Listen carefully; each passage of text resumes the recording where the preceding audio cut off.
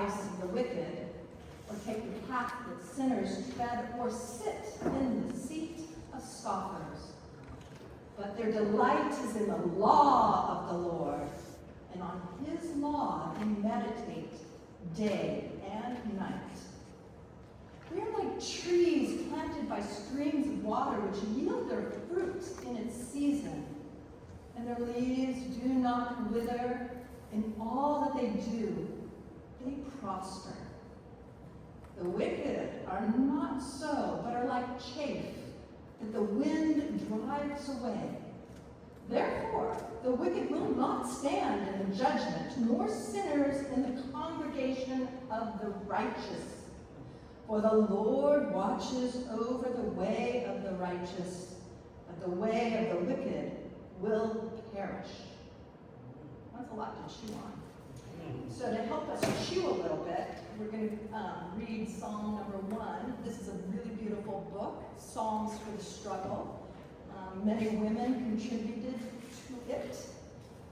So reimagined by Julia Seymour. Compassionate Lord, I just want to check in with you on the schedule for the wicked perishing. Your timing is excellent, as always. I do not doubt it. Yet I see a lot of wickedness and very little perishing. There is so much suffering, division, and pain all around. Hope doesn't exactly flourish on this rocky ground. I have meditated on your laws and reflected on your words. I'm trying to love, trying to see the best in others, trying to do what is right in your eyes. But it sure would be easier to do all those things if the chaff were blown away, as promised. I do have one concern. What if your patience and mercy turn out to be necessary for me? Ooh, I hate to think of it, but it may be that my deeds are chaff to someone, in which case, please carry on. I'll see myself out. And I will remember my own flourishing due to your mercy. So saith the words of Torah. Right. So we're going to explore some of these themes in the first psalm with a reflection written by a Nairobi woman, Lisa. They're an artist, filmmaker, cultural worker. So I'm reading their words, and I'm going to interject a little bit of my own here and there. But for the most part, this is Greta Uletza's reflection on the first psalm. So they write, the first psalm focuses its message on the righteous in what seems to be binary against the wicked. Due to this very shallow perspective, it is easy to position God with the righteous against the wicked, right? That's a natural thing to do, God's on our side. So transforming this dynamic into one that inspires imaginations of revenge, carceral punishment, and oppressive power dynamics. You know, put those bad guys away, stop what they're doing. However, God is only mentioned in the final verse as guarding the way of the righteous. So perhaps this invites us to go find God in each part of the psalm preceding that short little cameo at the end. So here we go, let's go explore it. So the presence of God can be felt in every space, both physical and metaphysical in the psalm. There is not a single dynamic too dark for God to be present. In fact, later psalms, like the 18th and 97th psalms, speak of God making their habitation in darkness or dark clouds. And we also heard in the lyric today in the anthem, there's no place too dark. God will go there. God will chase us there. We are never lost. You don't have to be lost. The righteous person in this first psalm avoids the counsel of the wicked, not because it's bad, but because the righteous person finds themselves rooted elsewhere. Elsewhere in the law of God. You know, the rules, the laws. We all know some people who love the rules. Rule girls. So the law of God has often been weaponized against marginalized communities throughout history. So the idea of someone whose delight is in the law of God can bring up very painful memories and deep fear for many, many people. So we need to be careful about how we speak of the law of God. It would be wise to recognize two things that could help assuage this situation. So first, the Psalms were written before the canonization of the Bible. As we said, ancient, like 1200 BC. The law of God here could refer to Jewish law revealed in the Torah. So the law of God here does not have to be a codified set of rules. So when we say law, it doesn't mean it's codification. So maybe it's not about rules at all. Secondly, the writer of the first psalm is said to be King David, a man whose life had been both as a victim of the abuse of power and an abuser himself. If anyone could hold the complexity of nuance, it would be him. He hung out on the rainbow spectrum quite a bit. When I dive into my imagination bag, the law of God can be a principle. And I believe it is the principle of love. Loving ourselves, loving others, loving the earth, loving God. If we were in deep relationship with this principle of love, delighting in it, focused on it day and night, it could be the force that prospers all we do. Not in the sense that we would become billionaires overnight or achieve fame and social status in the blink of an eye, but a life guided by love is prospered because life is nurtured by love. Love is the law of God. Our righteous person is grounded and delighted in the law of love, and therefore they prosper.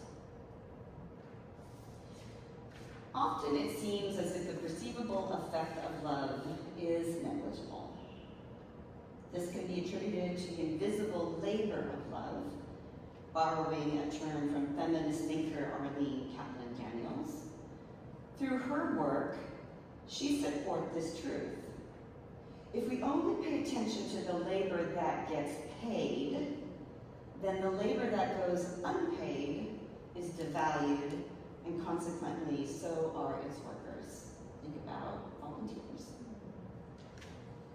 In our modern society, the labor of love is diminished and devalued, right up there with empathy being a sign of weakness. So feeding the poor, housing the homeless, abolishing prisons, stopping genocide, today it seems that these are radical stances to take. Where did that come from? So when it's not about getting people into trouble and therefore making a lot of noise and bringing attention, the labor of love is one that often goes unnoticed and ignored. And here I interject. My friends, what was the value of the labor of love that so many of us engaged in yesterday, feeding our hungry community? Interestingly, when people who are devoted to love are allowed to enact this devotion, everyone benefits from the nurturance. True. And I don't care if anybody notices or not. We're doing the work. In the symbol of chaff in the psalm, the wicked are too engrossed with surface appearances to take notice of the table that they could feast from, that could prosper them. The way of the wicked comes to ruin, not because the wicked live on the wrong side of the tracks. Instead, it's because their way is rooted in a deception that imagines we can prosper eternally while causing the suffering of the collective. This selfish way of living is not rooted in the law of God, which we have established is the way of love. Love works hard not to harm others. Goodness can be claimed and disclaimed day to day. In empire, when the powers that be are pleased with you, you're good. You're on the inside. You're making it happen. But when you're not, you become an enemy of the state. So think about our current administration and the megalomaniac leader and how they operate. One day you're good, you're all in. The next day, whoop, you're out. You're bad. You're an enemy. But the true righteous are people who don't even care about being righteous. What level of good they're tapping into or exhibiting, if they're on the inside track or not. They are people who care about being rooted in something of substance, in something nurturing, in something that is for us all, in something deeper than binaries of good versus evil. We are rooted in the law of God, the law of love. May it be so. Amen. I can't help but think that when you spell out the word evil and you flip it around, it's live. It just keeps echoing. Anyhow, the invitation right now is to go within, to contemplate, to meditate on the vastness of humanity within and without. We each operate on a continuum of feelings and opinions on any given day or topic. So in this reflection, just ask yourself in this moment what our master teacher asked of us to consider. Am I without sin, the first to throw the stone? Who am I to cast judgments? And how is it possible to hold both compassion as well as a level of discernment in balance for myself and others? How can I liberate love?